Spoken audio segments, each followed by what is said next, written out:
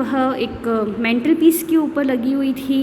उन्होंने उस पिक्चर के अंदर एक टर्बन पहना हुआ था, ढीले कपड़े पहन रखे थे, उनकी एक लंबी सी वाइट कलर की दाढ़ी थी और वो देखने में 100 साल के लगते थे और वो ऐसे लगते थे जैसे उनके बहुत सारे जो है वह ग्रैंड चिल्ड्रंस रहे होंगे। और अगर ग्रैंड मदर के बारे में बात करें तो ग्रैंड मदर के बारे में ये सोच करके कि वो यंग रही होगी, प्रिटी रही होगी, तो ये बात थोड़ा मानना मुश्किल था।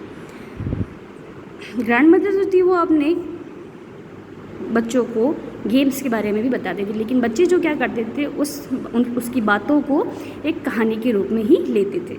Second paragraph, she had always been short, वो हमेशा से छोटी थी, एंड फैट, वो थोड़ी सी मोटी थी, हेल्दी थी, एंड स्लाइटली बेंट, स्लाइटली यानी हल्की, बेंट यानी झुकना, और वो थोड़ी सी झुकी हुई भी थी।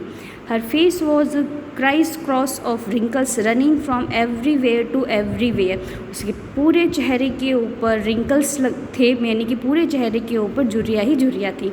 No we were certain she had always been as we had known her, नहीं हम निश्चित थे कि जब से हम उसको जानते हैं वह ऐसी ही झुर्रियों वाले फेस की रही होगी। Old, so terribly old that she could not have grown older, बूढ़ी, इतनी ज़्यादा बूढ़ी थी वह कि उसको और ज़्यादा बूढ़े होने की ज़रूरत भी नहीं थी।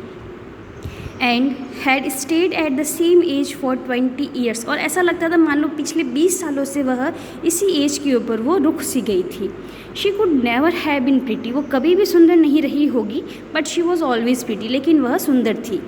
She hobbled about the house in spotless white with one hand resting on her waist to balance her stoop, वह अपने सफ़ेद घर के अंदर अपने एक हाथ को अपनी कमर के ऊपर दे करके, अपनी झुकी हुई कमर को बैलेंस दे करके पूरे घर के अंदर घूमती रहती थी। And other telling the beats of her rosary, और वह अपनी माला के मोती जो थे वह घुमाती रहती थी। रोजरी यानी माला, बीट्स यानी मोती।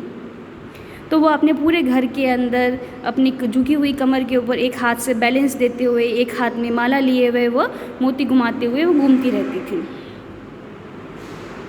हर सिल्वर लॉक्स वर स्कैटर्ड अनटाइडली ओवर हर पेल पकड़ फेस, उसके जो ग्रे बाल जो थे वह उसके पूरे चेहरे के ऊपर, उसका जो झुर्रियों वाला चेहरा जो था उसके ऊपर बड़े ही गंदे तरीके से बिखरे हुए रहते थे। And her lip constantly moved in inaudible prayer, और उसके जो लिप्स थे वह कंटिन्यू प्रेयर के अंदर चलते रहते थे। इनऑडिबल का मतलब होता है जिनको हम लोग सुन नहीं सकते, यानी कि वह उसके लिप्स चलते थे लेकिन उस प्रेयर को सुना नहीं जा सकता था। यस शी वॉज़ ब्यूटीफुल, हाँ वह बहुत सुंदर थी। She was like the winter landscape in the mountains, मानो वो ऐसी लगती थी मान लो कि पहाड़ों के ऊपर का कोई सुंदर सा प्राकृतिक दृश्य हो। And expense of pure white serenity, और ऐसा लगता था कि वहाँ पर बहुत ज़्यादा शांति फैली हुई हो, वहाँ पर सांस लेने के लिए बहुत ही निर्मल वातावरण था और लोग वहाँ पर जाकर बहुत ही संतुष्ट होते थे। My grandmother and I were good friends, मेरी ग्रैंड मदर और मैं बहुत ही अच्छे दोस्त थे। My parents left me with her when they went to live in the city, मेरे पेरेंट्स ने मुझे मेरे ग्रैंड मदर के साथ में तब छोड़ दिया था जब वह सिटी में रहने गए थे। And we were constantly together, और तब से हम लोग लगातार साथ रह रहे थे।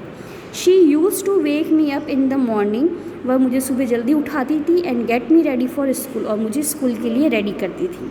She said her morning prayer in a monotonous song. Monotonous यानी boring, उबाऊ। वो अपनी sing song while she bathed and dressed me, जब वह मुझे सुबह नहलाती, मुझे तैयार करती, तो जो वो प्रेयर जो थी वह बड़े ही बोरिंग तरीके से वह गाती थी। In the hope that I would listen and get to know it by heart, और इस आशा के अंदर वो मुझे प्रेयर सुनाती थी मॉर्निंग की कि मैं भी उस प्रेयर को सुनूं और उसको समझूं दिल से। I listen because I loved her voice, मैं उसकी प्रेयर को सुनता था क्योंकि मुझे उसकी आवाज़ जो थी वो बहुत पसंद थी। But never bothered to learn it, लेकिन कभी भी मैंने उसको सीखने की चिंता नहीं करी थी।